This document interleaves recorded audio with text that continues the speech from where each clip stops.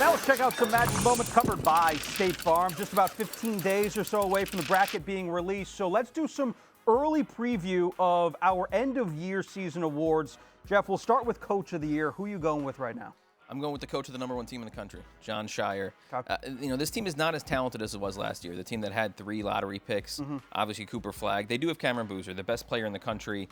But this team, on paper, it's not the most talented team in the country. They did have the #1 recruiting class, but they weren't picked as a preseason top 5 team. And so far, they only have 2 losses on the season, both in the final seconds.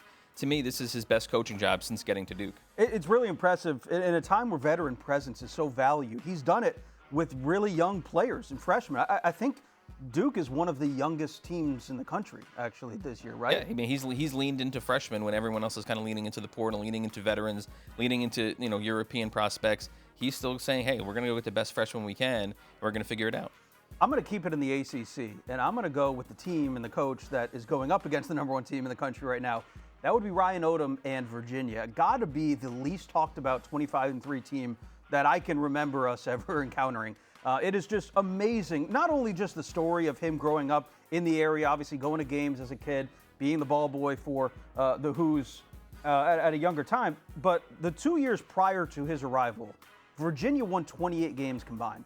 They've already won 25 games this year. It's been one of the most impressive turnarounds in the entire country, not to mention the entire personal side of it. I'm going with Ryan Odom as the Coach of the Year right now. Obviously hinges on them winning this game today, which leads me to our picks and our previews coming up in just a second.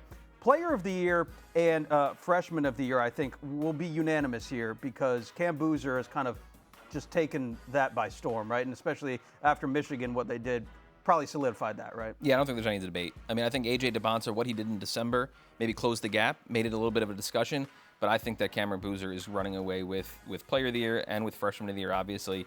I mean, it's just the consistency he comes in, night out, best player on the best team in the country.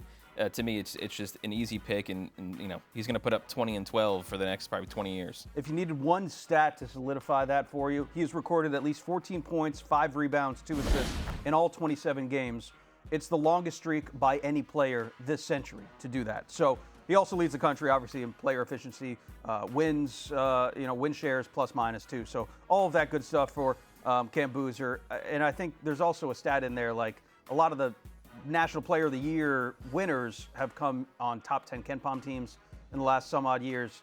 BYU is not one of those teams. So. Yeah, and Boozer came out of high school, came into college with the reputation as one of the most decorated, winningest players in recent high school history, and he has carried that over to the college level. All right, Defensive Player of the Year. This is where there's some interesting candidates out there. Who did you go with?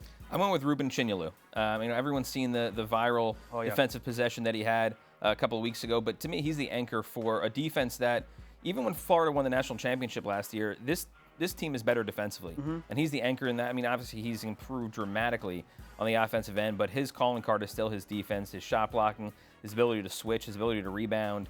And again, I really think he is kind of the catalyst and the key for a potential back-to-back championship run. Jimmy Dykes said he was the best defensive player that he had seen this year. I tend to agree as well.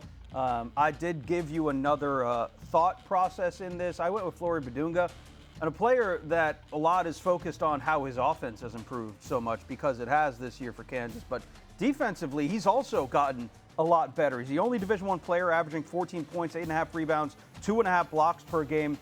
There's been a lot of great Kansas bigs in recent memory. None of them have reached 100 blocks faster than Flory Badunga has. Just took him 52 games to do that. Kansas really, a lot of, obviously, the attention focused on Darren Peterson this year, what Melvin Council has done.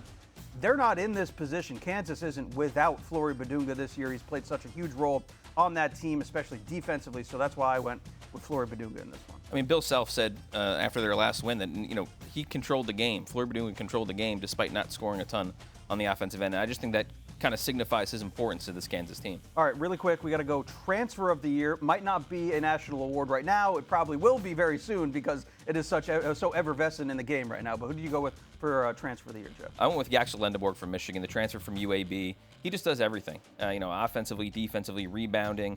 We saw in Friday's game against Illinois, he was guarding Keaton Wagler, Illinois' point guard, Illinois' playmaker. He just impacts the game in so many ways. And to me, the impressive thing about him is he played the 5 spot for UAB. Yeah. And he has transitioned to playing small forward a lot of the time for Michigan. And, he's improved his outside shot. He's improved his ball handling. To me, he's, he's the best player on a team that, we kind of all think will be right there in Indianapolis in early April. There are 6 players that were named to both the National Player of the Year award and the Defensive Player of the Year award. 6 of them.